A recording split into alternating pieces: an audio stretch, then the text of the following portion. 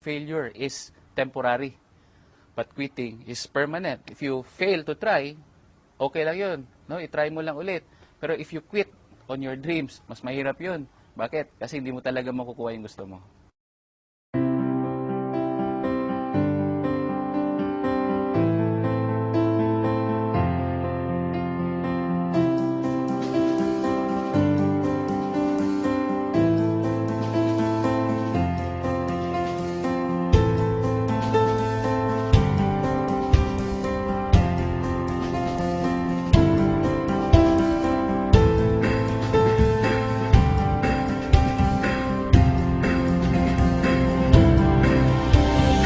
Dati ako nagtatrabaho sa isang farming industry.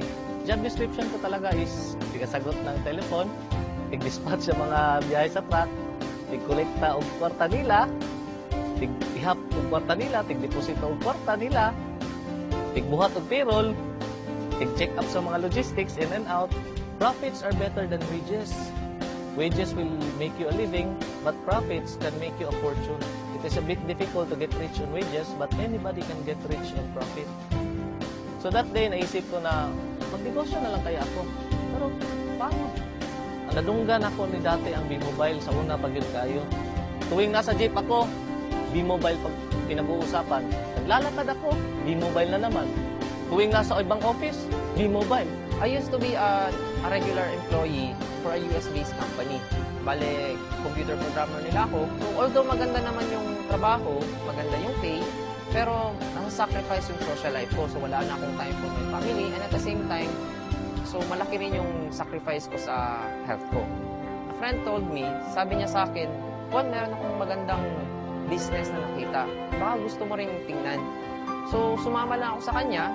And then, dinala niya ako nun sa Jollibee yung dati. And pinakinggan ko lang rin yung business presentation. Before ako na-introduce sa V-Mobile, I am financial consultant ng isang British financial company dito sa operating sa Pilipinas. Grabe ang gamit ko ng cellphone as well as lagi ako nag-travel. Ang V-Mobile daw is hindi nagabenta. Magkaka-discount daw ako sa cellphone usage ko. So, doon pa lang sabi ko, maganda yan. Magiging savings ko na yun para sa aking family. Later ko nalaman na meron pala siyang kasamang business. Hindi ko in-expect na malaki pala yung bigay sa akin na nagiging secondary income ko na siya. And significant yung secondary income na yan. Hindi lang yung maliliit na amount. Ang possibilities din nga nakita na ko, na naagid ko yung padulungan, yung asenso ko para sa ko ang sariling negosyo diri sa B-Mobile. Unlike kung maging empleyado ko. Kung dati gumigising ako sa umaga para mag-report sa office, si boss naman, nakikita ko pagdating ko sa office, yun, nagja-jogging sa kanilang compound. Sabi ko, napaka-unfair naman ang mundo. Nag-e-exercise ng umaga. Ngayon, sa awa ng Diyos, gumigising pa rin ako ng umaga, but this time, katulad na din ako ni boss, ako manager. Nagja-jogging din ko yung umaga. At the best part is, I'm earning without reporting to the office.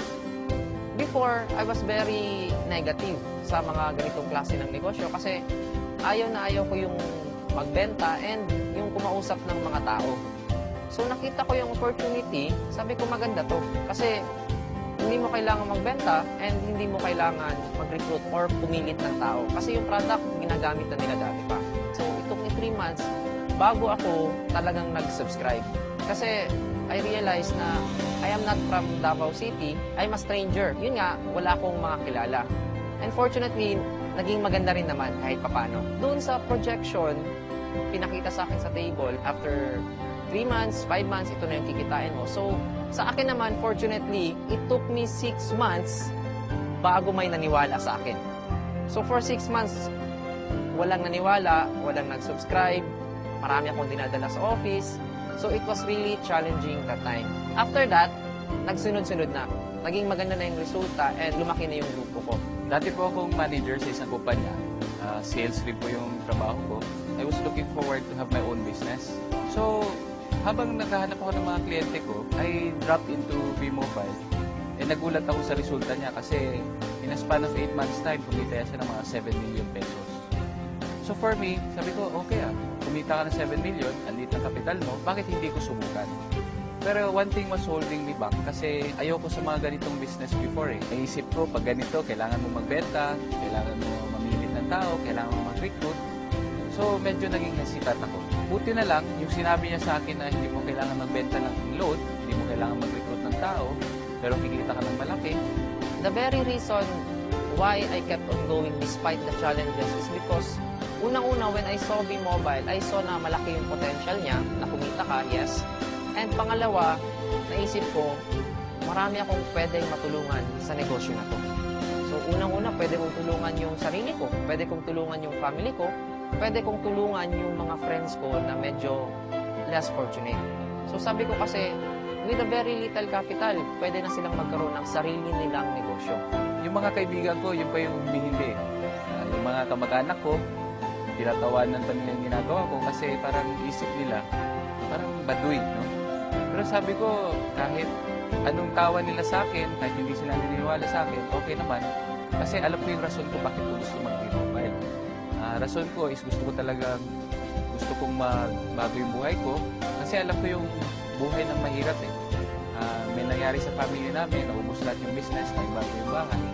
And those were the things that were painful sa buhay ko dati. Pero sabi ko nga, if I can make a change, ibalik ko yung dating state of living, yung standard of living namin, a decent lifestyle, bakit hindi ko gawin? So, hindi ko pinansin yung mga humihintay.